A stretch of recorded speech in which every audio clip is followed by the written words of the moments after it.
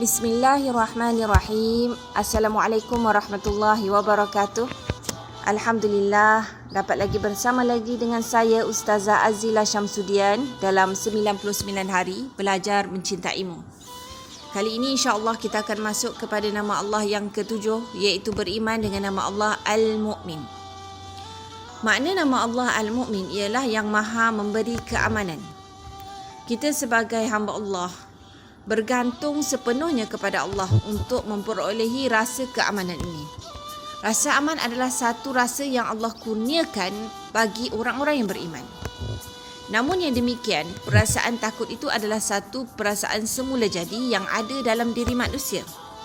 Sebagaimana tertulis dalam Al-Quran surah Al-Ahzab ayat yang ke-19, Asyihatan alaikum فإذا جاء الخوف رأيتهم ينظرون إليك تدور أعينهم كالذي يغشى عليه من الموت فإذا ذهب الخوف سلقوكم بألسنة حداد أشحة على الخير أولئك لم يؤمنوا فأحبط الله أعمالهم وكان ذلك على الله يسيرا. Yang bermaksud, mereka ini kikir terhadapmu. Apabila datang ketakutan, iaitu bahaya, kamu akan lihat mereka itu memandang kepadamu dengan mata yang berputar-putar, seperti orang yang pingsan kerana akan mati. Dan apabila ketakutan itu telah hilang, mereka mula mencacimu dengan lidah yang tajam. Sedang mereka memang kikir untuk berbuat kebaikan. Mereka itu tidak beriman, maka Allah hapuskan amalannya, dan yang demikian itu mudah bagi Allah Subhanahu wa taala. Baiklah. Ada 5 ketakutan yang ditakuti oleh manusia. Namun bagi orang yang beriman, Masya Allah, Allah cabutkan rasa ketakutan ini dalam diri mereka. Allah gantikan dengan rasa keamanan. Apakah 5 rasa ketakutan itu? Okey, yang pertama sekali, takutkan sakit dan juga kematian. Mati itu tidak diketahui bila, di mana, saatnya, keadaannya. Namun kita boleh usaha bagaimana saat kematian. Sama ada husnul khatimah atau sebaliknya, dengan cara kehidupan yang kita pilih.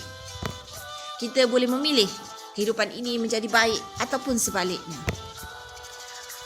Allah berfirman dalam surah Al-Anbiya ayat yang ke-35, Qauluhu ta'ala, kullu nafsin dha'iqatul maut wa nabluukum bisyarri wal khairi fitnah wa ilaina turja'un. Yang bermaksud, tiap-tiap yang berjiwa akan merasakan mati. Kami akan menguji kamu dengan keburukan dan kebaikan sebagai cubaan yang sebenar-benarnya. Dan hanya kepada kamilah kamu akan dikembalikan. Jadi sebagai orang yang beriman, bukan kematian yang kita perlu takuti. Tetapi yang perlu kita rasa takut adalah kehidupan selepas kematian. Kerana saat itu kita tidak pasti ke manakah arah tuju yang akan kita tujukan nanti. Qauluhu ta'ala dalam surah Al-An'am ayat yang ke-15, Kul inni akhafu in asaitu rabbi azab yaumin azim. Yang bermaksud, katakanlah, sesungguhnya aku takut akan azab hari yang besar, iaitu hari kiamat, jika aku mendurhakaimu ya Tuhanku.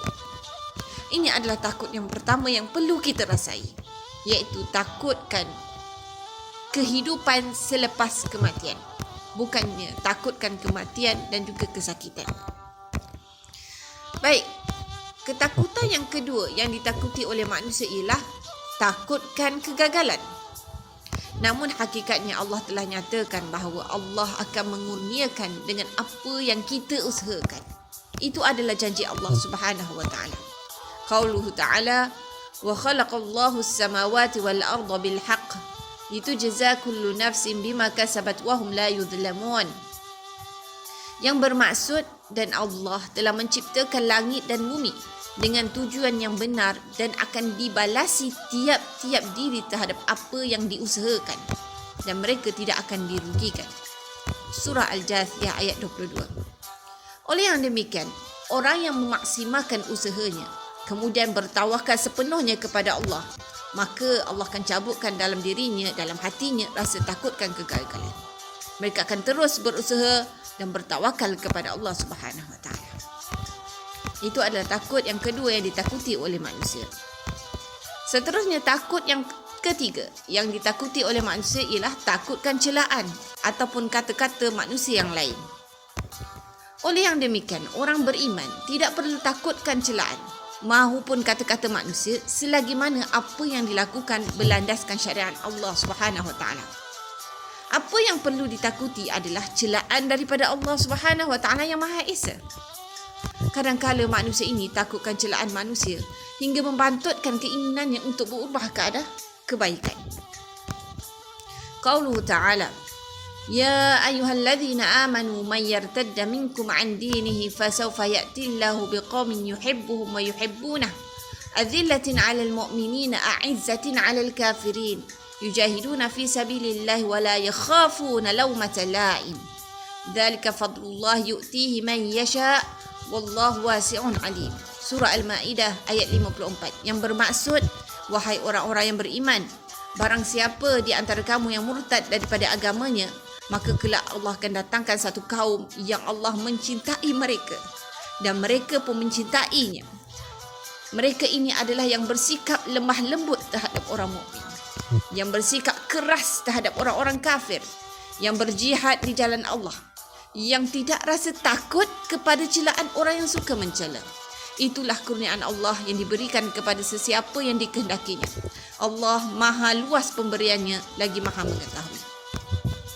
Kita perlulah merasakan lebih baik dikata dalam keadaan kita melakukan kebaikan daripada kita dikata dan dicela dalam keadaan kita melakukan keburukan.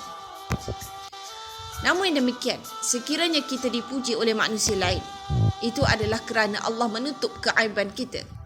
Kita janganlah berbangga dengan pujian tersebut. Bahkan kita perlulah memohon agar dijauhkan daripada rasa-rasa riak maupun bangga diri.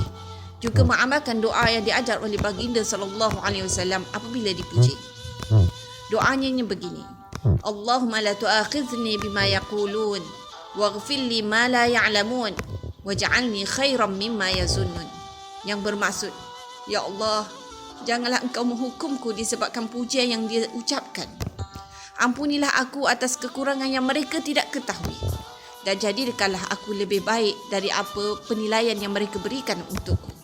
Subhanallah. Doa yang begitu indah sekali. Kemudian ketakutan yang keempat yang ditakuti oleh manusia ialah takutkan kemiskinan. Perasaan takutkan kemiskinan membuatkan manusia kadang-kadang berani untuk membuat satu perkara yang haram di sisi agama. Qauluhu ta'ala, wa anna lamma sami'na al-huda amanna bih faman yu'min bi rabbih fala yakhafu bahsan wala rahaqa.